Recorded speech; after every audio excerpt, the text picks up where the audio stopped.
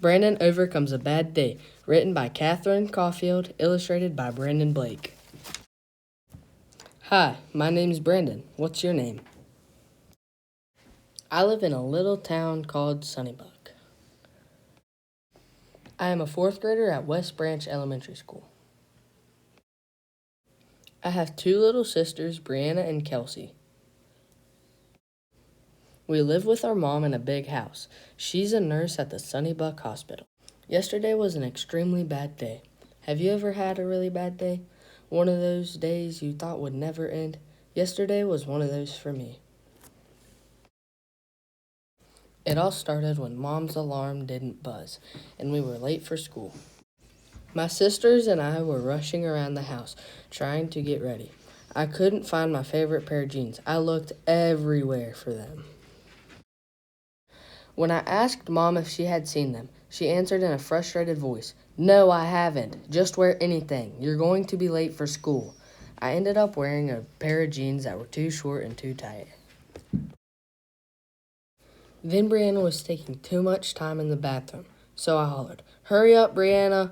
She just yelled back at me and still took her time.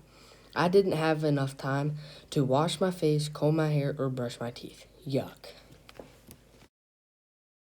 Unfortunately, we missed our school bus, so Mom had to drive us to school in the back seat of the car. Kelsey kept making faces at me. I felt really mad, so I poked her. Kelsey yelled, "Mom, Brandin poked me."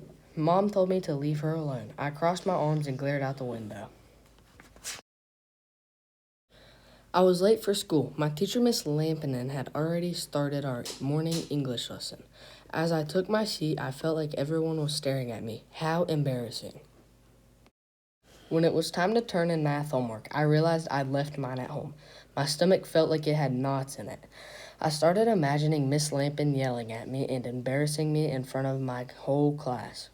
She didn't do that at all, thankfully. She spoke in a calm voice and said, "Brandin, my expectations are the same for everyone. You may turn your assignment in late, but points will be deducted."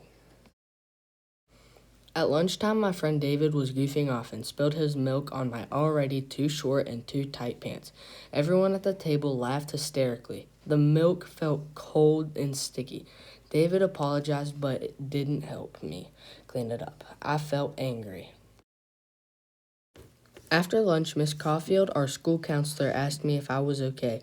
I shook my head no and said, "Not really." She gave me a comforting, friendly smile and said, "If you need to talk about it, you know where to find me."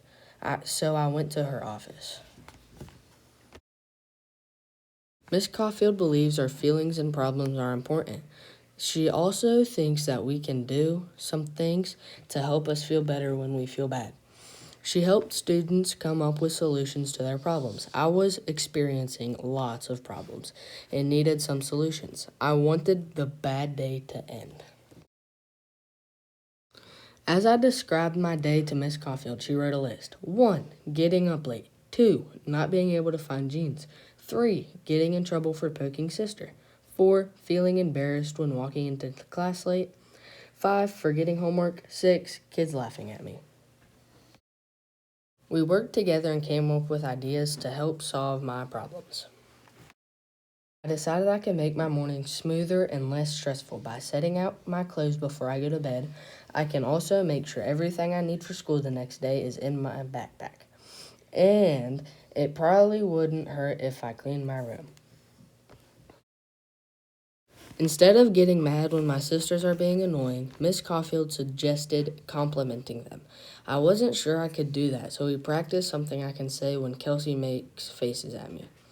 I came up with, "Wow, you look even cooler when you make faces." That will catch her off guard, and hopefully she'll leave me alone. Now I realize that when I make a mistake like forgetting my homework, consequences will happen. But I'll get through it. I can accept responsibility without feeling so embarrassed. The important thing is that I learn from my mistakes. We all make them.